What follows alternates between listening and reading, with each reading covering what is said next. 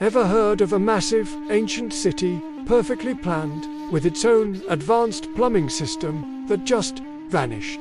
Let's travel back in time, over 4,500 years ago, to the Indus Valley civilization.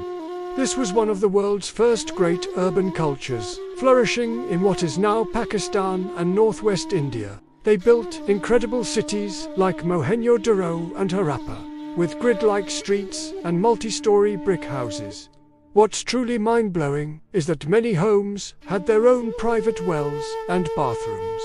These people were master traders, skilled artisans, and had a mysterious writing system that we still can't decipher today. But around 1900 BC, their civilization began to decline and eventually disappeared, leaving behind more questions than answers.